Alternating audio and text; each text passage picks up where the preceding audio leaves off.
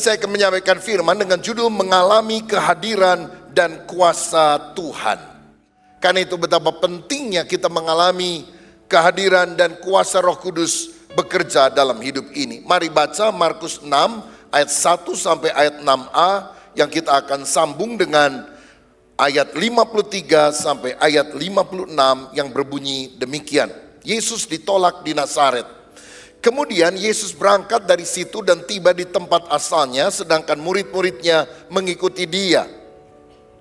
Pada hari Sabat ia mulai mengajar di rumah ibadat dan jemaat yang besar takjub ketika mendengar dia, dan mereka berkata, dari mana diperolehnya semuanya itu, hikmat apa pulakah yang diberikan kepadanya, dan mujizat-mujizat yang demikian bagaimanakah dapat diadakan oleh tangannya?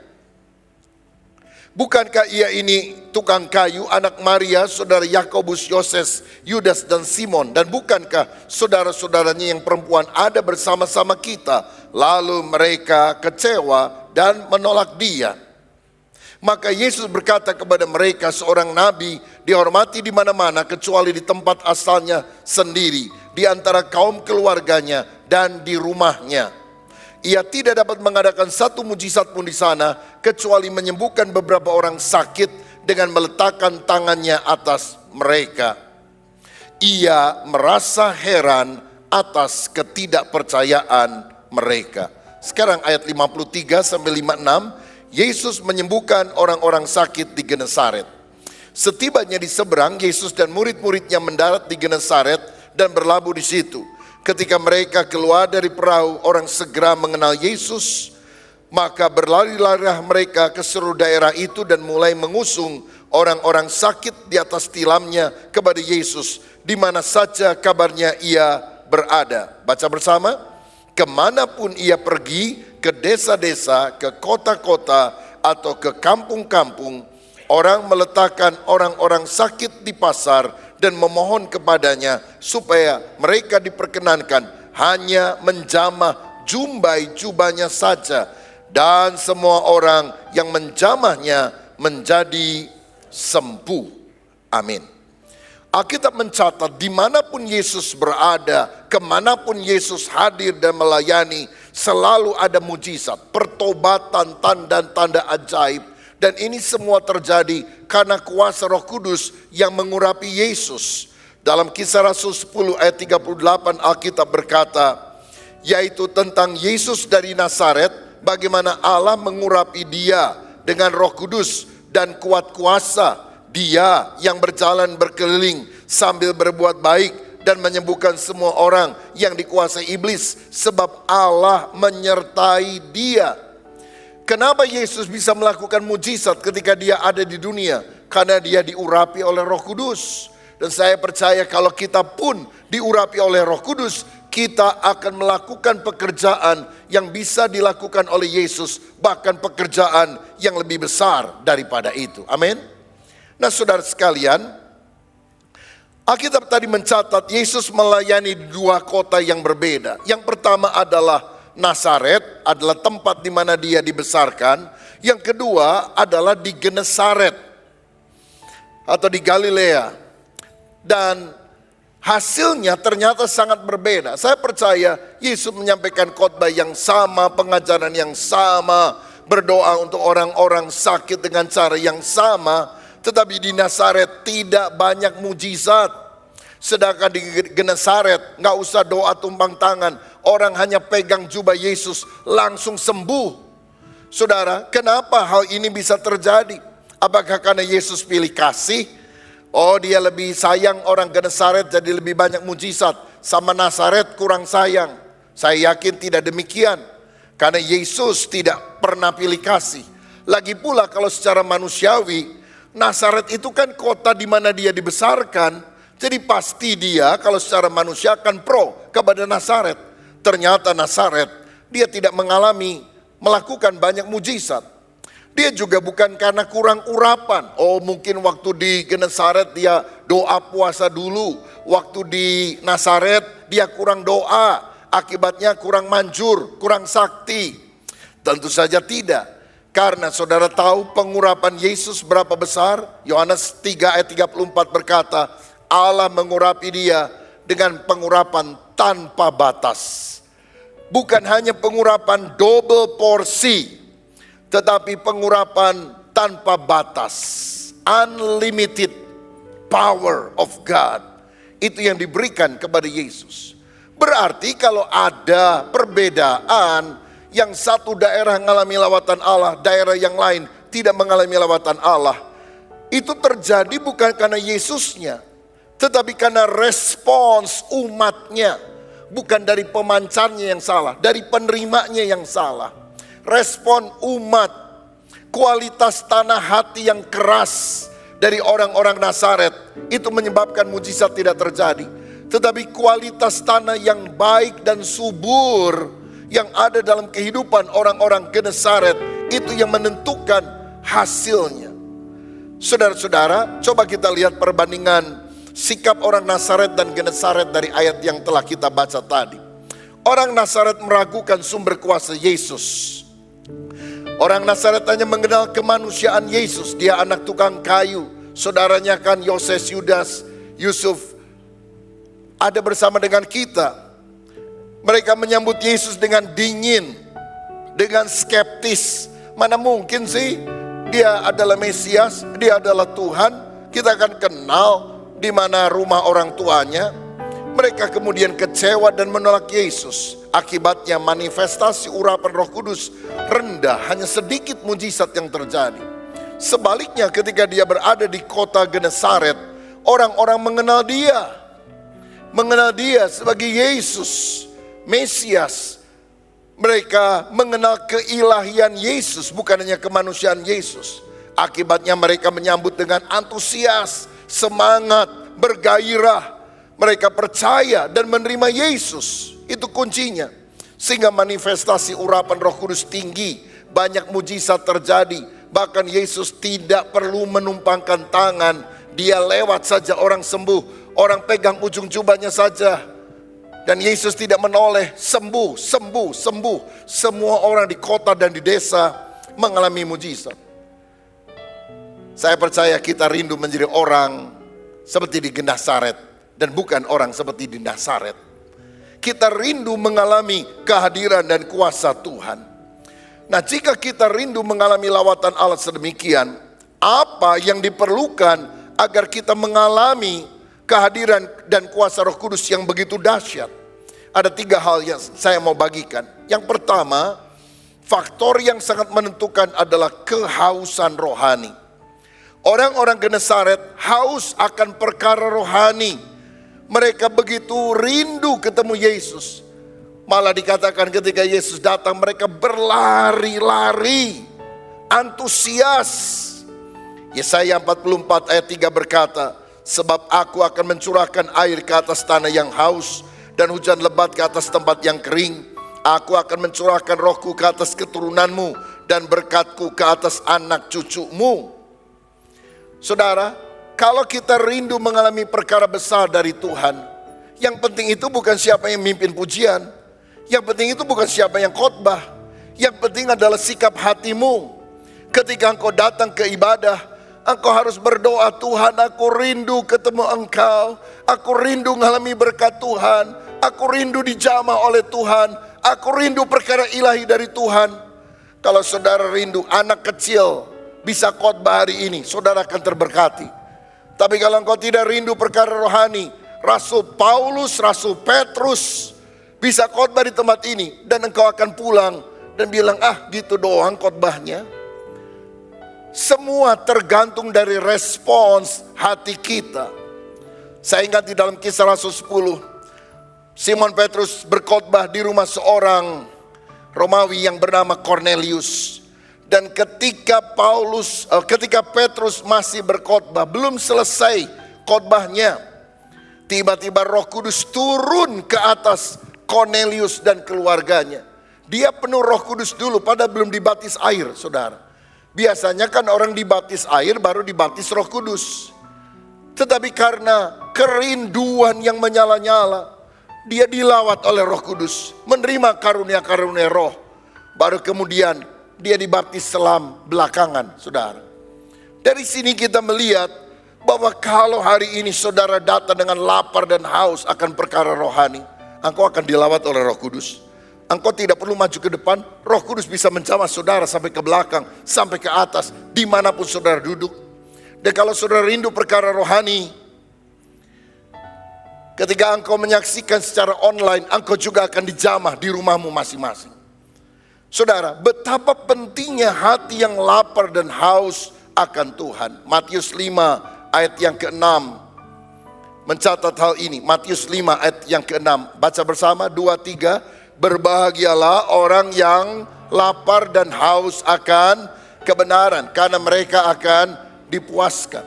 Kalau saudara datang ke gereja sambil tidur, ngantuk. Kalau saudara datang ke gereja dan selalu lihat jam tangan, kapan ya khotbahnya selesai, saya mau buru-buru nih, mau makan setelah ini. Engkau tidak dapat berkat rohani apa-apa. Tetapi ketika engkau berkata, aku lapar dan haus akan Tuhan, engkau akan mengalami Tuhan loh saudara. Kalau saudara sudah makan kenyang, lalu disodorkan nasi dengan lauk pauk, saudara nggak akan mau terima. Karena apa? Engkau sudah kenyang. Orang yang sudah kenyang dengan perkara duniawi, ketika disodorkan perkara rohani, mereka menolak. Tapi kalau engkau haus dan lapar akan Tuhan, lapar seharian nggak makan, dan disodorkan nasi putih masih ngepul, aduh rasanya nikmat. Cuma pakai kecap sama garam sedikit aja, udah rasanya paling enak. Apalagi kalau ada telur goreng, ayam goreng, lalapan, lebih enak saudara-saudara. Itu semuanya tergantung daripada respon kita. Makanan yang melimpah ruah, kalau saudara lagi panas dalam, enak nggak? Tidak. Tapi kalau saudara sehat, sedang kelaparan, nasi jengkol aja, nasi pete saja, waduh nikmatnya luar biasa. Jadi respon kita itu sesuatu yang sangat penting. Kalau saudara mau mengalami Tuhan, hadir di tempat ini, selalu mulai dengan perkataan Tuhan, aku rindu mengalami Engkau, aku rindu mengenal Engkau lebih dalam. Aku mau memberkati Engkau dengan pujian penyembahan, aku mau dilawat oleh Roh Kudus. Ada seorang nabi yang luar biasa, namanya Elia, saudara. Dia pernah mengalahkan 450 nabi Baal di Bukit Karmel. Dia bisa menurunkan api dari langit. Dia punya banyak murid, salah satunya Elisa. Elisa ini orang yang paling haus perkara rohani. Jadi ketika Elia akan naik ke sorga, karena Tuhan bilang kamu gak akan mati, aku akan angkat hidup-hidup naik ke sorga. Semua mengikuti dia. Elia bilang stop, jangan ikut saya. Murid yang lain sekian puluh pulang semuanya. Hanya satu yang ikut terus. Elia bilang berhenti, jangan ikut saya. Enggak, saya ikut terus. Elia di depan, Elisa di belakang. Satu penginjil, satu pengintil, kira-kira begitu saudara. Sampai akhirnya Elia bilang, kamu ikut-ikut saya terus, kamu mau minta apa? Mau minta rumah? Mau minta mobil? Saya nggak punya, kamu mau minta apa? Elia bilang, aku tidak minta materi. Elisa bilang, aku hanya ingin aku dipakai Tuhan seperti engkau. Aku lihat pengurap dipakai seperti engkau, guruku, bapakku. Dan aku mau minta pengurapan double porsi. Kalau engkau bisa dipakai Tuhan seperti ini, aku mau diurapi 2 kali lipat lebih hebat daripada engkau. Elia bilang, sulit yang kamu minta. Tapi kalau kamu melihat aku naik ke sorga, itu berarti Tuhan mengizinkan engkau mengalami hal itu. Dan benar, Elisa melihat Elia naik ke sorga. Dan jubah daripada Elia ketinggalan, jatuh saudara ketika dia naik ke sorga. Itulah yang ditangkap oleh Elisa. Dan ketika dia pulang, dia harus menyeberangi sungai Yordan yang sedang deras. Dia pukul itu air sungai Yordan dan berkata, di manakah Allahnya Elia? Bak! Terbelah 2 tuh saudara. Dan semua orang sadar, rohnya Elia pindah kepada Elisa. Sebetulnya bukan rohnya pindah begitu, tapi pengurapan Allah yang dari tempat maha tinggi, yang telah mengurapi gurunya Elia, sekarang hinggap pada Elisa. Nah, Elisa juga punya murid. Elia, kalau saudara baca Alkitab, melakukan 8 mujizat sepanjang hidupnya. Elisa melakukan 2 kali lipat. Berapa? 16. Elisa kemudian punya murid lagi namanya Gehasi. Dan Gehasi ini sebetulnya kalau rindu perkara rohani, dia menjadi nabi terhebat dalam perjanjian lama. Dia tinggal bilang, urapi aku dengan pengurapan 2 kali lipat ganda. Maka 8 mujizat Elia, 16 mujizat Elisa. Berapa mujizat Gehasi? 32. Tapi Gehasi tidak menerima itu karena pencariannya pada materi. Ketika Naaman datang, disembuhkan oleh Tuhan, dia kasih barang-barang berharga kepada Elisa. Elisa tidak mau. Dan yang jengkel adalah Gehasi. Kalau tahu gitu kasih ke saya. Dan dia bohong. Dia kejar itu Naaman. Dia bilang, yang barang tadi boleh nggak dibawa balik? Karena Nabi berubah pikiran. Oh ya nggak apa-apa, ambil saja. Padahal bohong, saudara-saudara. Elisa tidak pernah minta itu. Dan Elisa bilang, kamu sekarang sudah kaya. Kamu dapat barang-barang. Tapi sebagai bonusnya, kustanya Naaman menempel kepada kamu sampai akhir hayat hidupmu. Apa yang kita kejar dalam kehidupan? Apakah perkara materi sehingga kusta rohani ada dalam hidup kita? Ataukah engkau berkata, aku mau mencari kerajaan Allah dan kebenarannya, maka semua yang lain Tuhan akan tambahkan kepadaku sebagai bonus. Karena yang aku kejar pertama bukan berkatnya, tetapi hadirat Tuhan, pribadi Tuhan lebih daripada segala-galanya. Unsur yang kedua yang menyebabkan pengurapan Allah yang kuat itu bisa mengalir dalam kehidupan kita adalah doa, pujian, dan penyembahan. Kisah Rasul 4 ayat 31 dan 33 berkata, dan ketika mereka sedang berdoa, goyanglah tempat mereka berkumpul itu, dan mereka semua penuh dengan Roh Kudus, lalu mereka memberitakan firman Allah dengan berani. Ayat 33, dan dengan kuasa besar, rasul-rasul memberi kesaksian tentang kebangkitan Tuhan Yesus, dan mereka semua hidup dalam kasih karunia yang melimpah-limpah. Lihat, jemaat mula-mula berdoa, mujizat-mujizat besar terjadi. Doa menyebabkan urapan Roh Kudus mengalir lebih mudah dan mujizat lebih gampang terjadi. Saudara tahu, khotbah yang sama bisa disampaikan kepada sebuah jemaat dan sebuah jemaat yang lain. Tetapi hasilnya akan sangat berbeda. Kalau jemaat pertama nggak suka berdoa, jemaat yang kedua suka berdoa, mujizat lawatan Allah akan terjadi pada jemaat yang kedua. Saudara boleh datang ke gereja dengan khotbah yang sama, dengan kesaksian yang sama, tapi engkau pulang dengan hati yang kosong. Tapi kalau engkau hidup dalam doa, pujian, penyembahan, dan kehausan rohani, engkau akan diberkati oleh Tuhan secara dahsyat. Jadi penting sekali kita berdoa, bahkan dalam gereja penting sekali pendoa-pendoa syafaat yang menopang pekerjaan Tuhan. Saya teringat sekian puluh tahun yang lampau ada seorang hamba Tuhan bernama Aimee Semple McPherson, perempuan, saudara. Dan waktu itu pengkhotbah wanita jarang, tapi dia diurapi luar biasa oleh Tuhan. Kalau dia khotbah banyak orang bertobat, dan waktu dia mengangkat tangan orang-orang sembuh. Waktu dia berdoa itu banyak orang rebah di dalam roh. Blak, blak, blak, blak. Ini abad lalu, saudara. Dan fenomena itu masih sangat jarang terjadi. Satu kali ada seorang wartawan ateis yang berkata, kenapa ya ada fenomena aneh. Kalau dia lagi doa mengangkat tangan, orang-orang rebah, blak, blak, blak, blak, blak.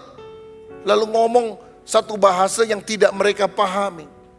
Jangan-jangan tempat mereka berdiri itu ada listrik kejutnya, listrik arus yang lemah arusnya.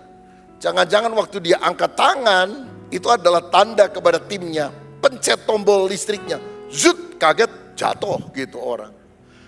Jadi setelah Aimee Semple McPherson khotbah pada sebuah KKR, menjelang dia berdoa, ateis ini langsung turun ke basement, tempat di mana ada peralatan listriknya. Dan dia lihat, jangan-jangan ada orang ngerjain di situ, sehingga alat kejut listrik itu difungsikan.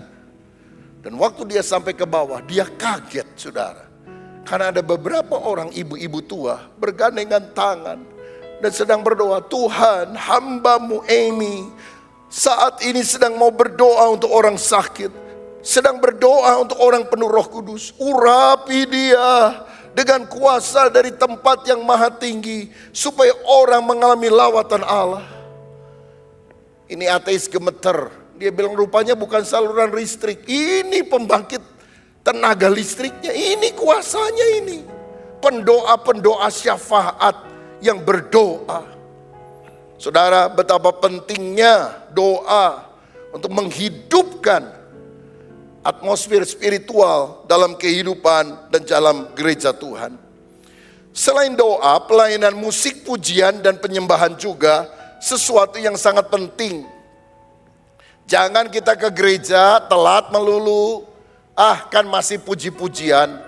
Justru di dalam pujian itu hadirat Allah akan bekerja. Saya mau tanya, coba pikir baik-baik. Saudara percaya Tuhan melihat ibadah kita hari ini? Siapa yang percaya?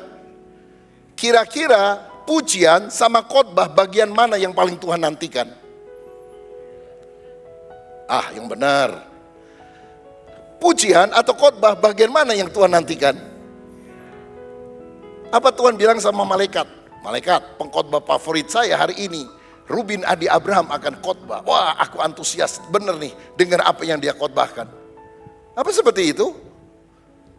Saya yakin tidak. Tapi dia akan berkata, malaikat, anak-anakku akan antusias memuji aku dengan sorak-sorai, sukacita. Saudara tahu, bagian yang paling menyenangkan Tuhan dalam ibadah, itu bukan khotbah, puji-pujian. Karena waktu kita memuji Tuhan, kita memberikan persembahan, dupa, kemenyan yang harum bagi Dia. Saudara datang terlambat terus. Dulu ibadah 7:30 telat, jam 8 telat, jam 9 telat. Mentalmu yang harus dirubah saudara. Serius. Kita tidak mengutamakan Tuhan, tidak mengutamakan perkara-perkara rohani. Jadi betapa pentingnya pelayanan musik, pujian, dan penyembahan. 2 Raja-Raja pasal yang ketiga. Di sana ada seorang raja Israel yang minta Elisa berdoa supaya mereka menang perang. Elisa kesel karena raja ini gak taat sama Tuhan. Tapi tolonglah, tolonglah, tolonglah. Lagi kesel, lagi ngamuk, disuruh doa, gak manjur doanya. Lalu akhirnya Elisa bilang, gini deh, saya mau doain kamu. Tapi kalau lagi marah gini gak akan kena ini doa. Maka apa yang dia lakukan? Coba lihat 2 Raja-Raja pasal 3 ayat 14 dan 15. Ayat 14 dan 15. Berkatalah Elisa, demi Tuhan semesta alam yang hidup yang di hadapannya aku menjadi pelayan. Jika tidak karena Yosafat Raja Yehuda, maka sesungguhnya aku ini tidak akan memandang dan melihat kepadamu. Jadi kongsian melawan musuh antara Israel dan Yehuda. Oh, Israel raja jahat, tapi kongsiannya sama raja baik Yosafat dari Yehuda. Marah ini Elisa, gak mau berdoa. Tapi karena Yosafat membujuk-bujuk, oke deh, aku mau doa. Tapi lihat ayat 15.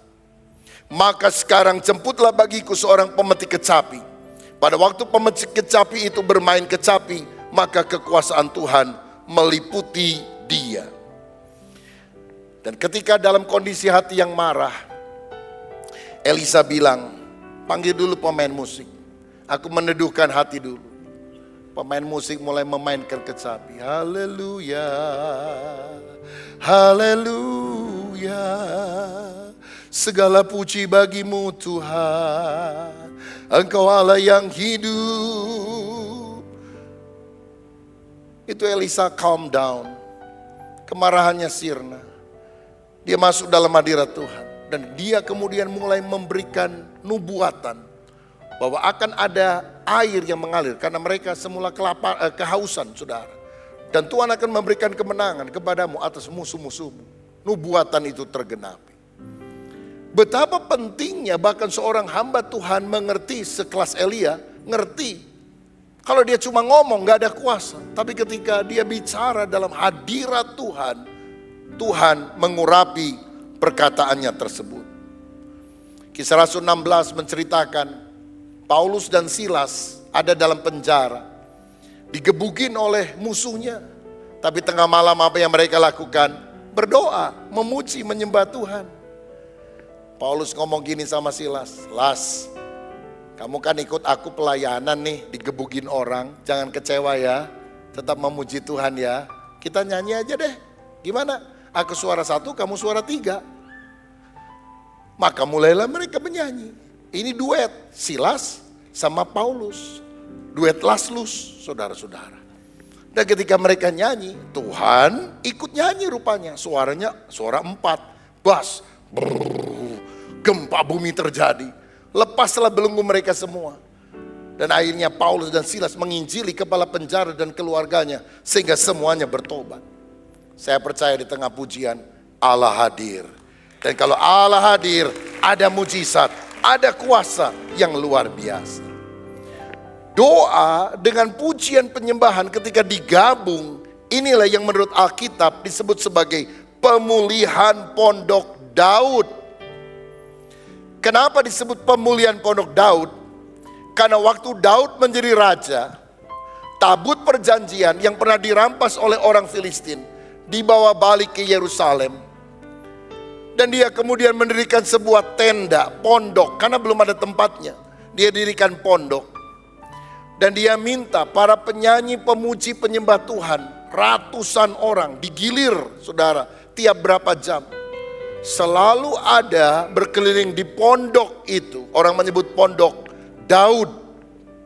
Untuk memuji, menyembah Tuhan siang dan malam, bermain kecapi, bermain ceracap, bermain alat musik, memuliakan Tuhan siang dan malam. Berapa jam? 24 jam sehari. Berapa tahun? 36 tahun. Pada masa Daud menjadi raja, 36 tahun. Doa, pujian, penyembahan siang dan malam. Terus. Saya bisa bayangkan bulan pertama waktu tabut perjanjian yang hilang itu dibawa balik. Wah, itu orang Israel tumpah ruah, datang semua ke pondok itu, ingin menyembah Tuhan bersama. Tapi kalau sudah setahun, 2 tahun, 3 tahun, apalagi jam-jam 12 malam, jam 1 subuh, penonton masih makin sepi, cuma pelayan saja. Mungkin satu kali ada kepala pelayan pujian penyembahan dan doa bilang, Raja, kalau udah subuh-subuh gak ada yang nonton, gimana kita kurangnya aja, jangan 24 jam, supaya lebih efektif. Dan Raja bilang, kamu pikir yang paling penting itu penontonnya, orang-orang Israel? Salah, karena satu-satunya yang boleh menonton hanya Tuhan yang ada di sorga. Semua orang yang ada di situ adalah penyembah, penyanyi, pemuji. Baik yang full timer maupun rakyat yang datang, kita semua adalah yang memberikan persembahan kepada Tuhan. Dia satu-satunya yang layak menerima pertunjukan ini, yang layak menerima penyembahan ini. Dia satu-satunya yang boleh menonton dan disukakan. Apakah saudara pikir ibadah itu sebuah tontonan? Tim musiknya keren, khotbahnya bagus. Ibadah itu bukan tontonan, tuntunan, saudara. Film itu tontonan. Celakanya banyak orang menjadikan film jadi tuntunan, ibadah jadi tontonan. Ya keliru. Nah, kalau kita sadar betapa hal ini terjadi dan itu berlangsung terus. Jadi walaupun orang Israel gak ada yang datang, tetap doa, pujian, penyembahan dilakukan. Dan itu menyebabkan revival terjadi di mana-mana. Saya percaya kita juga harus masuk dalam kegerakan pemulihan pondok Daud ini. Hidup dalam doa, pujian, penyembahan. Sehingga lawatan Allah itu terjadi lebih dahsyat. Pada hari Pentakosta, dimulai dengan apa? Doa 10 hari siang dan malam. Isinya apa? Pujian, penyembahan, dan doa. Roh Kudus dicurahkan. Tahun 1906 di Azusa Street di daerah Little Tokyo, di Los Angeles, California. Ada lawatan Allah yang besar karena orang berdoa, memuji, menyembah Tuhan siang dan malam. 100 tahun lebih tidak terjadi lagi lawatan itu. Tapi hari-hari ini disewa sebuah tempat dekat sekali dengan tempat lawatan Allah itu terjadi. Dan dibuat menjadi tempat doa 24 jam sehari, 365 hari dalam setahun. Namanya Azusa Prayer Tower. Tujuannya ketika kita mempersembahkan doa pujian penyembahan, Allah hadir, revival terjadi. Mari kita lihat video ini, klik. Shalom, saya sedang berada di Azusa Street di Los Angeles, Amerika Serikat. Tahun 1906, di daerah ini terjadi kegerakan rohani yang sangat luar biasa, yaitu kegerakan Pentakosta. Tuhan memakai seorang hambanya yang bernama William Seymour untuk membagikan api kegerakan, di mana orang-orang penuh dengan Roh Kudus berkata-kata di dalam bahasa roh, dan kemudian mujizat demi mujizat kesembuhan terjadi, dan ini menyebar ke seluruh Amerika dan ke seluruh dunia. Pada hari ini di bulan April 2023, saya ada di tempat ini dan juga bersama-sama dengan hamba Tuhan yang lain meresmikan Azusa Prayer Tower dan kemudian mengadakan ibadah di mana berbagai bangsa datang untuk merindukan Pentakosta yang telah dialami di loteng Yerusalem dan juga telah dialami di daerah ini terjadi lagi dalam skala yang lebih besar, sehingga banyak jiwa-jiwa dituai menjelang kedatangan Tuhan Yesus untuk kali yang kedua. Saya yakin dimanapun Tuhan pernah menyatakan mujizatnya, kalau kita berdoa bukan tempatnya yang kita sakralkan, tetapi kita menangkap api kegerakan yang pernah terjadi pada masa lampau, dan kita berdoa, bangkitkan kami kembali ya Tuhan. Adakan revival yang lebih besar. Revive us Lord, revive us Lord. Kiranya Tuhan menyapu kita dengan api Roh Kudus yang sangat dahsyat. Tuhan Yesus memberkati. Kehausan rohani membuat kehadiran Tuhan nyata. Doa pujian penyembahan membuat kehadiran Tuhan nyata. Dan yang terakhir, yang ketiga, apa yang membuat kita bisa mengalami kehadiran dan kuasa Allah nyata? Iman, saudara.